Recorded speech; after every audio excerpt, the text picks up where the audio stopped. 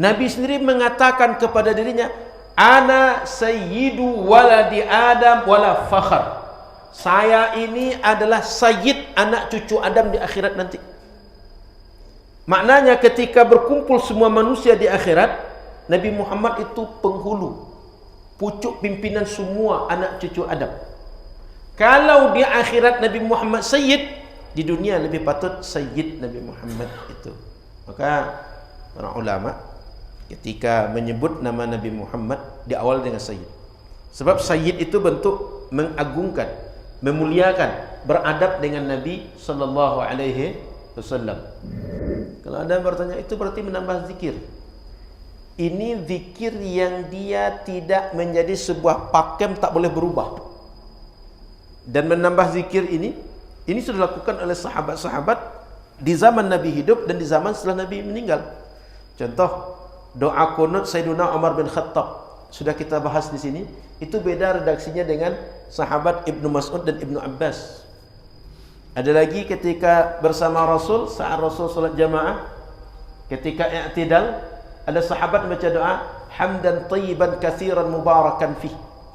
Nabi tak mengajarkan, sahabat inisiatifnya membuat. Artinya ada zikir-zikir yang ditambah di dalam solat, yang tidak membatalkan solat, tidak merubah ketentuan solat kita, dan tidak menjadikan solat kita menjadi kurang atau menjadi sesuatu yang bisa membatalkan atau mengurangi solat kita. Bismillahirrahmanirrahim.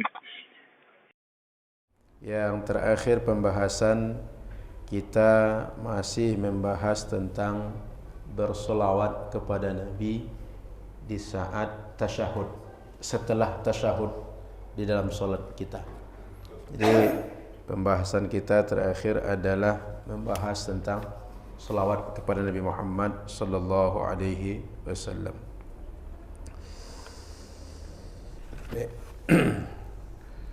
Di antara pembahasan kita pada saat itu adalah hadis yang menjelaskan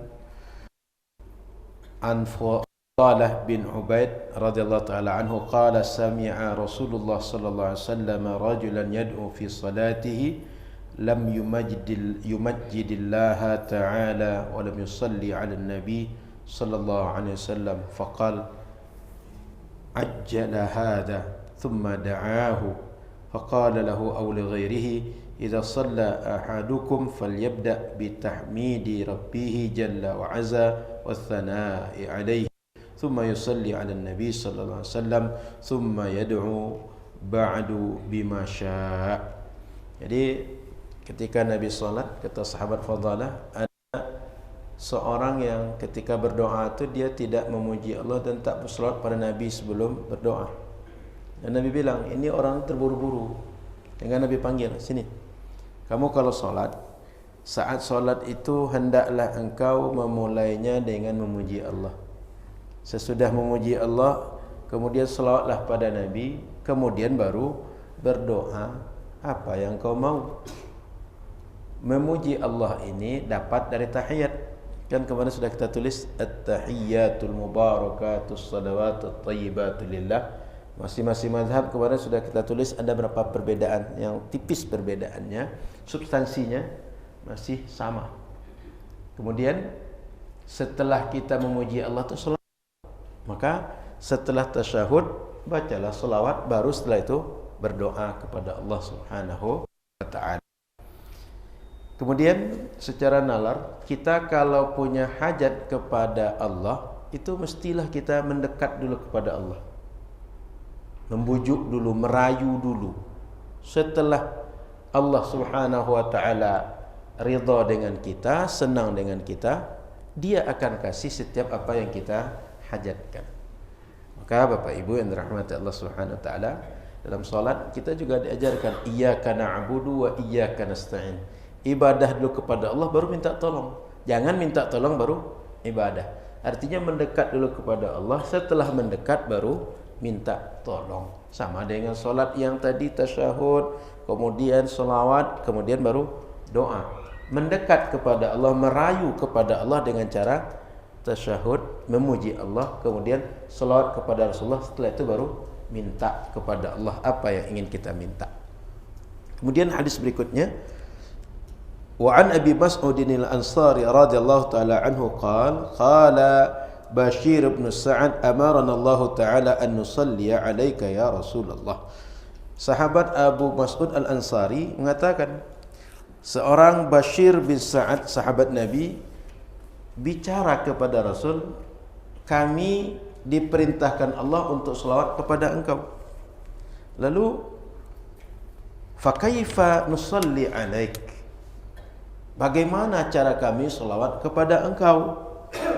Qal fasakata Rasulullah sallallahu alaihi wasallam hatta tamannaina annahu lam yas'alhu. Rasul, sehingga kata sahabat yang lain, kami berharap andailah pertanyaan ini tidak ditanyakan orang ini tadi. Sebab pertanyaan dia nampaknya membuat Rasul merasa serba sulit, si malakama. Mau dijawab, takutnya dianggap angkuh, dianggap mengkultuskan diri, membenarkan diri. Tidak dijawab, mereka perlu, sebab ada perintah. Kalau perintah tidak ada penjelasan, nanti bingung bagaimana mengamalkan. Maka terdiamlah Rasul. Lalu kata Rasul sallallahu alaihi wasallam menjawab, qulu, bacalah oleh kalian ketika salat itu, Allahumma salli ala Muhammad.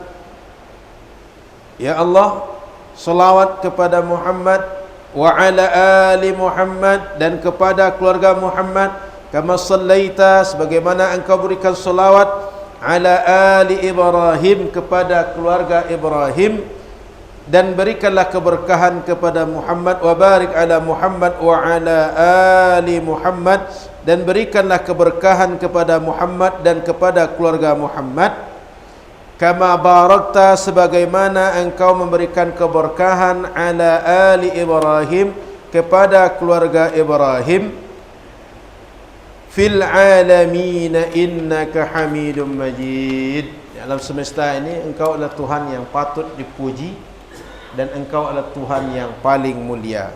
Maka Bapak Ibu yang dirahmati Allah Subhanahu wa taala, kita disuruh berselawat Allahumma salli ala Muhammad wa ala ali Muhammad. Kemudian di dalam redaksi yang lain, wassalamu kama qad alimtum. Wa zada Ibnu Khuzaimah fi fa kaifa nusalli alayka idza nahnu sallaina alayka fi salatina. Dalam sebagai redaksi, dan kami bersalam kepada engkau itu gimana Rasul? Bukan hanya selawat, selawat dan salam. Sebagai redaksi lain, redaksinya mengatakan bahwa kalau kami sholat, bagaimana kami sholat kepada engkau?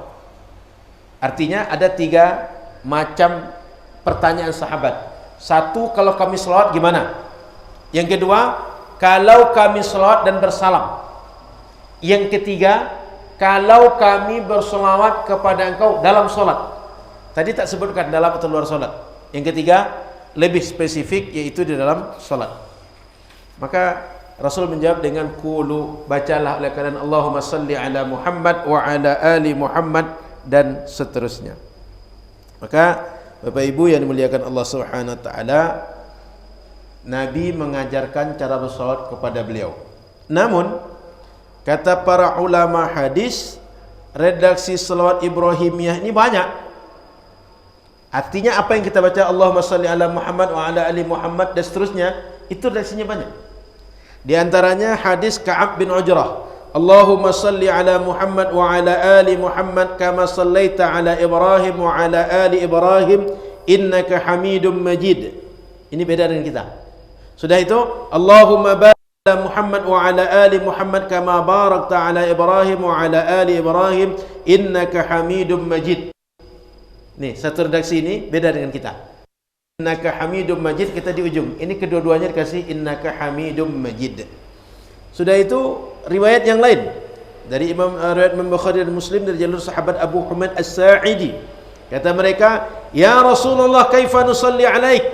Rasul, bagaimana kami salat pada engkau? Qal, kata beliau, qulu Allahumma salli ala Muhammad wa ala azwajihi wa dzurriyyatihi kama sallaita ala ali Ibrahim wa barik ala Muhammad wa ala azwajihi wa dzurriyyatihi kama barakta ala Ibrahim innaka Hamidum Majid. Di sini sebutkan salawat itu kepada Nabi, lalu kepada keluarga Nabi, istri-istri Nabi dan keturunan Nabi. Tadi enggak sebutkan itu. Jadi ada redaksi yang berbeda antara pertama dengan yang kedua. Redaksi yang ketiga lagi. Ini Imam Nasa'i menjelaskan. Kata Zaid bin Kharijah, qal ana sa'altu Rasulullah SAW faqal. Saya tanya kepada Rasul, bagaimana cara bersalawat? Kata Rasul, sallu alayya wajtahidu fid du'a. Salawat kalian kepadaku dan bersungguh-sungguhlah kalian berdoa. Qulu, dan katakanlah oleh kalian ketika bersalawat itu, Allahumma salli ala Muhammad wa ala ali Muhammad. Jadi ini paling minimal redaksi yang dijelaskan oleh riwayat-riwayat tentang salawat kepada Nabi. Itu baru salawat Ibrahimiyah yang dalam solat tadi itu. Maka Bapak Ibu yang dirahmati Allah Subhanahu wa taala, banyak redaksi yang digunakan oleh para ulama dalam bersalawat itu. Dari mana? Dari riwayat hadis Rasulullah sallallahu alaihi wasallam yang beragam. Kemudian Bapak Ibu yang dirahmati Allah Subhanahu wa taala, kalau ada yang bertanya, Ustaz, apa makna Allahumma salli ala Muhammad itu? Ulama mengartikan bahwa makna salawat itu adalah Allah memberikan rahmat kepada Nabi Muhammad. Dalam pendapat yang lain mengatakan bahwa azzamahu fid dunya bi'i'la'i dzikrihi wa izhari da'watihi wa ibqa'i syari'atihi. Allah mengagungkan Nabi Muhammad di dunia dengan cara sebutan untuk Nabi Muhammad disanjung tinggi. Syariat Nabi Muhammad dijaga, dijadikan kekal oleh Allah Subhanahu wa taala, dan dakwahnya dakwah yang nampak nyata buktinya. Dan di akhirat, wa fil akhirah bitashfi'ihi fi ummatihi wa tad'ifi ajrihi wa mathubatihi. Di akhirat nanti Nabi Muhammad diberikan kesempatan untuk memberikan syafaat, memberikan pahala berlipat-lipat ganda di akhirat nanti, sehingga ini merupakan bentuk Nabi Muhammad SAW dimuliakan oleh Allah Subhanahu wa taala. Allah Subhanahu wa taala, kalau alu Muhammad, keluarga Muhammad itu maksudnya siapa? Di antaranya ada yang mengatakan bahwa alu Muhammad itu adalah jami'ul ummah, seluruh umat Nabi Muhammad. Kedua mengatakan Banu Hashim wa Banul Muttalib, jalur keluarga Nabi, datuk Nabi dari keturunan Hashim dan Muttalib. Itu saja, yang lain tidak masuk. Kemudian ada lagi yang ketiga, ahlu baitihi sallallahu alaihi wasallam wa dzurriyyatihi, keluarga Nabi, istri, anak, cucu Nabi, itu saja. Jadi ada 3 versi. Kita tak perlu memperdebatkan itu, tapi itulah di antara yang ditafsirkan ulama maksud alu Muhammad, keluarga Muhammad itu. Maka Bapak Ibu yang dirahmati Allah Subhanahu wa taala, ketika kita berselawat kepada Nabi Muhammad, mendoakan hal-hal terbaik untuk Nabi Muhammad sallallahu alaihi wasallam. Kemudian Bapak Ibu muliakan Allah Subhanahu wa taala, kepada Nabi Muhammad di dalam salat kita juga membaca Allahumma salli ala Sayyidina Muhammad, membaca kalimat Sayyidina Muhammad, yaitu kita tambah kalimat Sayyid kepada Nabi Muhammad sallallahu alaihi wasallam. Dari mana para ulama mendapatkan itu? Pertama, dalam Al-Quran ketika bercerita tentang Nabi Yahya, tentang Nabi Isa, Nabi yang lain, Quran menyebutkan mereka itu sayyidaw wa hasra, seorang sayyid. Kalau seandainya Nabi selain Nabi Muhammad disebut sayyid, Nabi Muhammad lebih patut disebut dengan sayyid. Kenapa? Nabi Muhammad imamul anbiya wal mursalin, imam para nabi dan rasul. Yang kedua, Nabi Muhammad sallallahu alaihi wasallam beliau sendiri pernah mengatakan kepada sahabat di Madinah. Kata beliau, "Qumu ila sayyidikum." Tegaklah kalian menyambut kedatangan sayyid di antara kalian. Ada seorang sahabat Nabi namanya Mu'adz di Madinah. Sudah itu Nabi sendiri mengatakan kepada dirinya, "Ana sayyidu waladi Adam wala fakhar." Saya ini adalah sayyid anak cucu Adam di akhirat nanti. Maknanya ketika berkumpul semua manusia di akhirat, Nabi Muhammad itu penghulu, pucuk pimpinan semua anak cucu Adam. Kalau di akhirat Nabi Muhammad sayyid, di dunia lebih patut sayyid Nabi Muhammad itu. Maka para ulama ketika menyebut nama Nabi Muhammad di awal dengan sayyid. Sebab sayyid itu bentuk mengagungkan, memuliakan, beradab dengan Nabi sallallahu alaihi wasallam.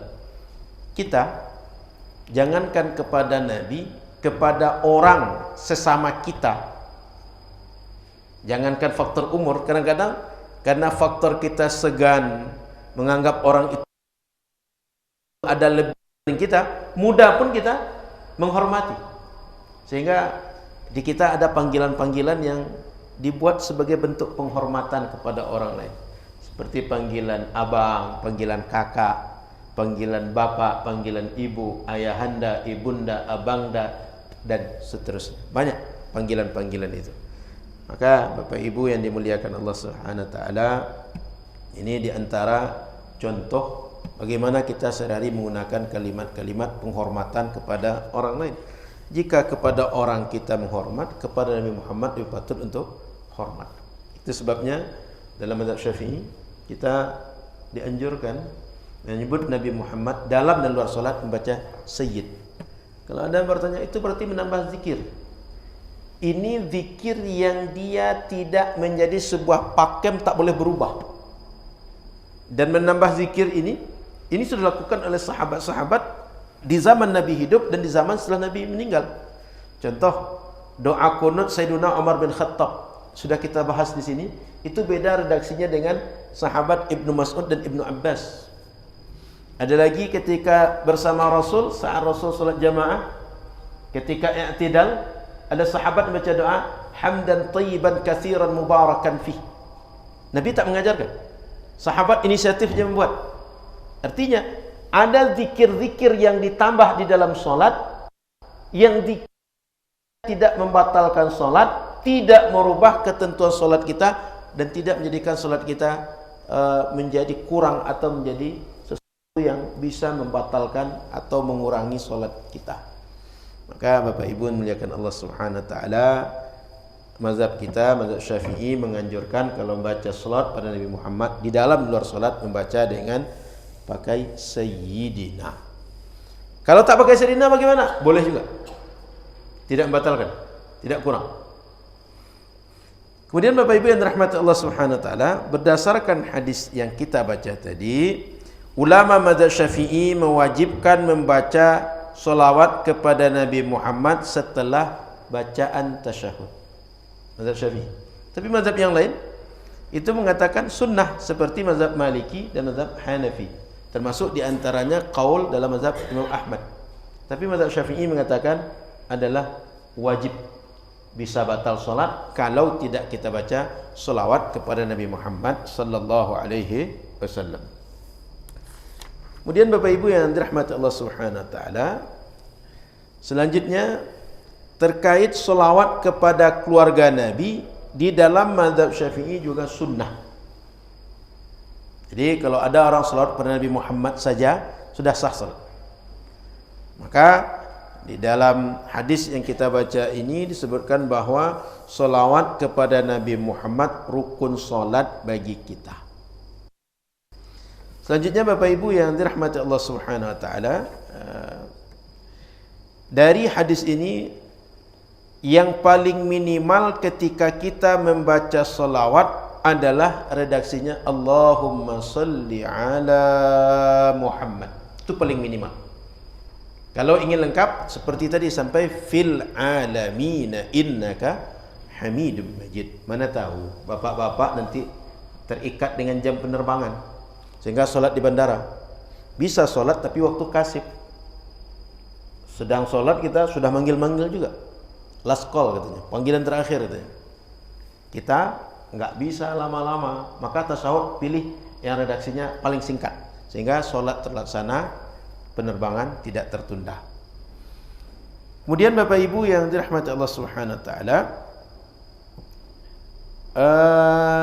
selanjutnya di dalam masalah salat kepada Nabi Muhammad, kepada keluarga Nabi Muhammad, kata Imam Nawawi, wa qad dzakara an-Nawawi fi syarh Muslim al-ijma'u ala sunniyati shalah 'ala al-al.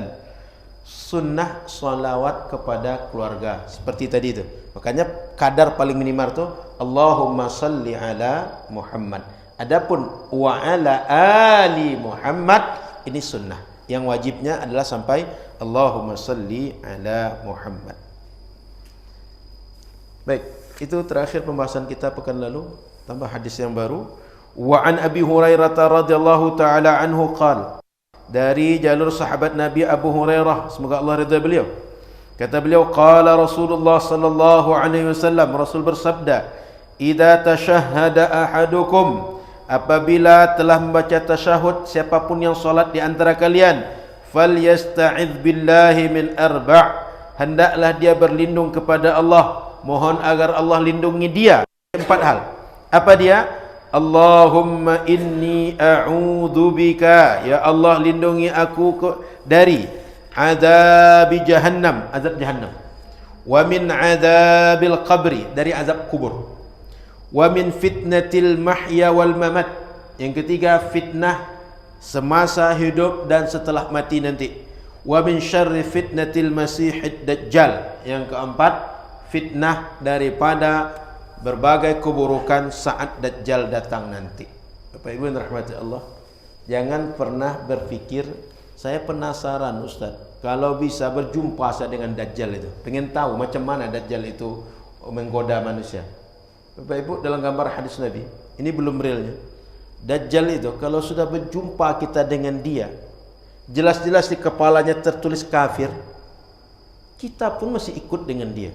Sehingga pagi orang beriman, jumpa dajjal, sore bisa kafir.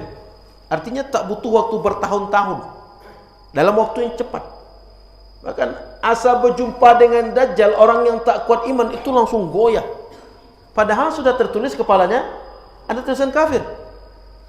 Mohon maaf kalau ada orang perokok, kayak orang perokok itu kan tertulis di iklannya, rokok membunuhmu. Di kotak rokok itu kan rokok membunuhmu, tapi tetapnya orang beli rokok, nggak mempan. Sama dengan orang berjumpa dajjal, tertulis jelas bisa kita baca, tapi tak mempan.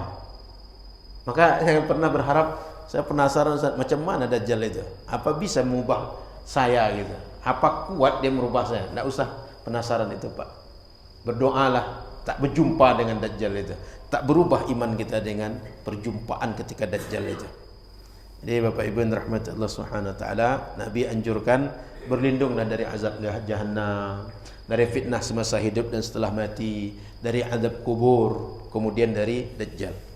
Wa fi riwayatin li Muslim, dalam sebagai riwayat Imam Muslim, idza faragha ahadukum min at-tashahhudil akhir, disebutkan lebih spesifik, bila telah selesai tasyahud akhir. Kalau tadi enggak sebutkan pokok tasyahud, kalau ini redaksinya bila sudah selesai tasyahud akhir, maka di ujung salat. Wa an Abi Bakar As-Siddiq radhiyallahu taala an, dari sahabat Abu Bakar As-Siddiq, semoga Allah ridha beliau, annahu qala, sahabat Abu Bakar berkata kepada Rasulullah sallallahu alaihi wasallam, kepada Rasul sallallahu alaihi wasallam, "Allimni du'aan ad'u bihi fi salati." Nabi, ajarkan saya doa, yang doa itu akan saya baca. Kata Rasul, "Qul Allahumma nafsi zulman katsira." Bacalah oleh engkau Abu Bakar, "Allahumma, ya Allah, inni zalamtu, sesungguhnya aku telah menzalimi diriku, zulman katsira, banyak kezaliman yang telah aku buat." Makna kezaliman pada diri itu kita melakukan dosa, melakukan kecurangan, melakukan kelalaian, sehingga mestinya diri kita ini taat full kepada Allah Subhanahu wa taala, kita tak melakukan itu. Itu zalim pada diri kita.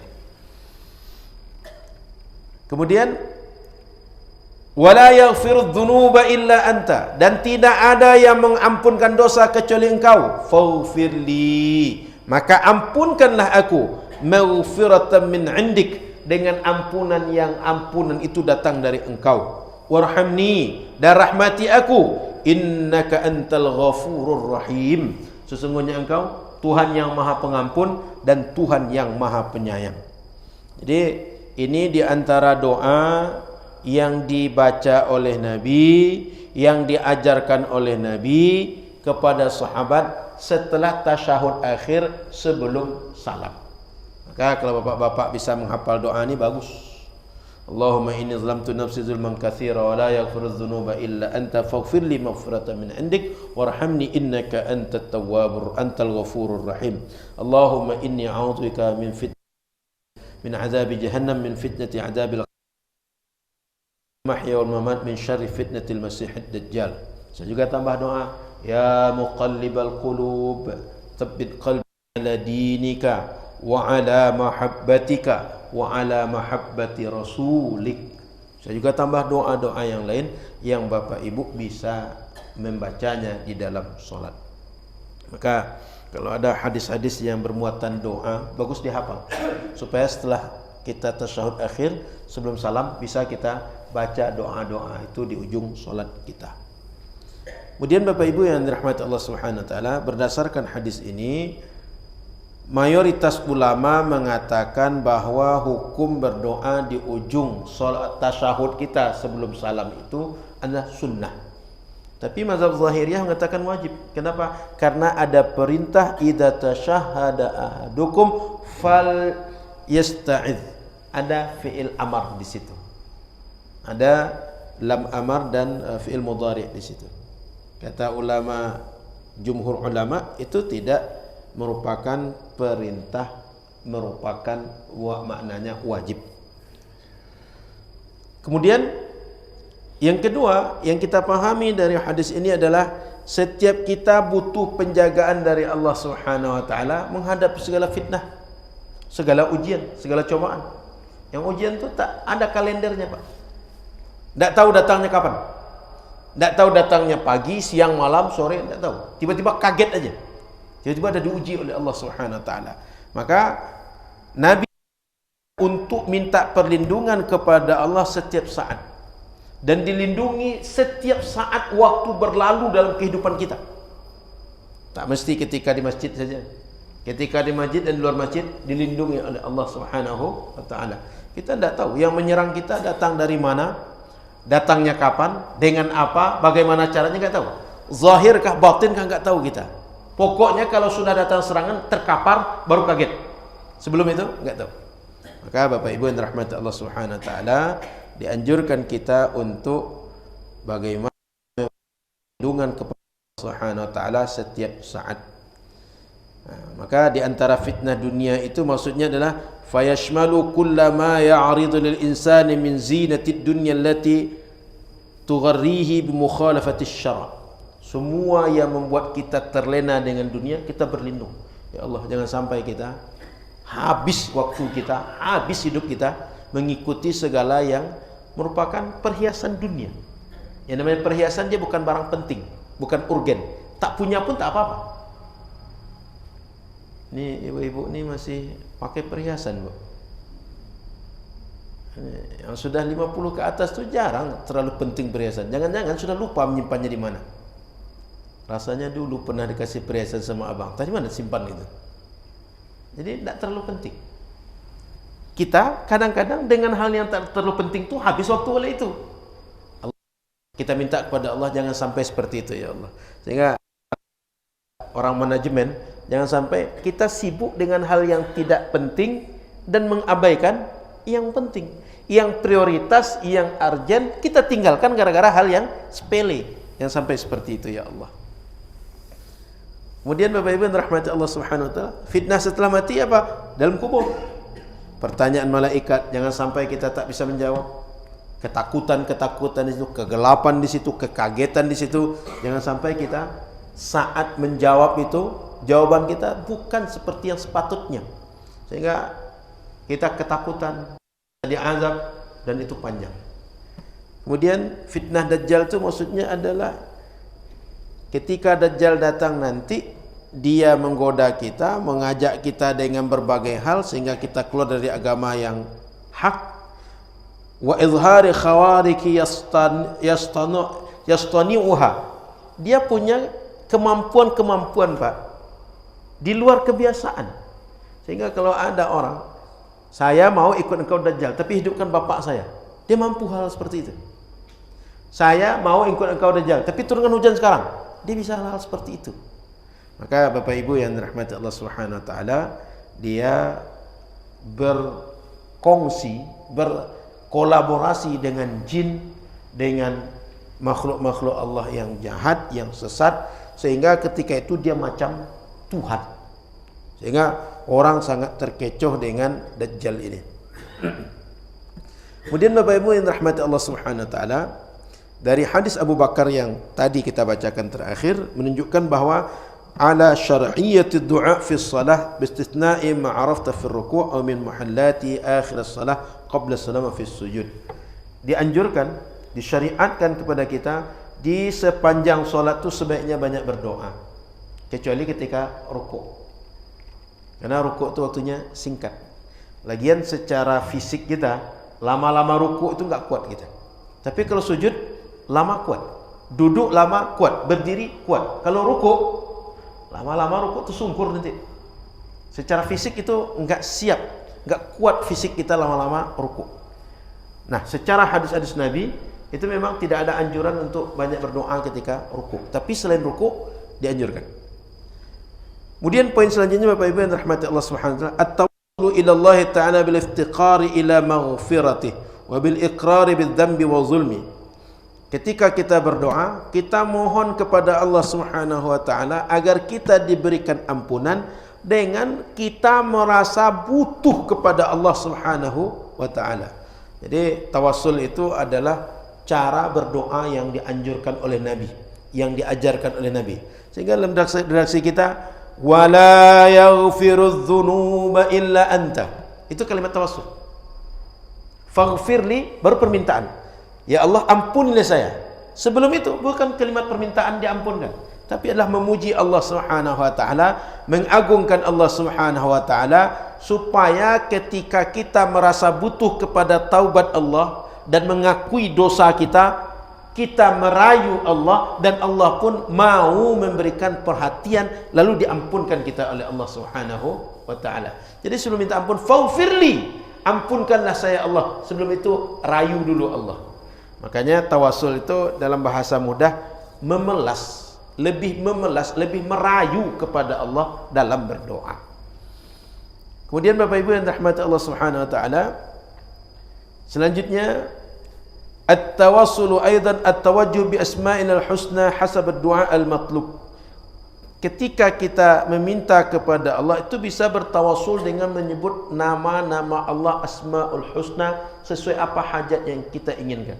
Contoh, ketika kita minta rezeki kepada Allah, boleh kita sebutkan sifat Allah Ar-Razzaq. Ya Allah, Allahumma rzuqna wa anta khairur raziqin. Ketika minta ampun, Allahumma ighfirli wa anta khairul ghafirin. Allahumma arhamni fa innaka arhamur rahimin.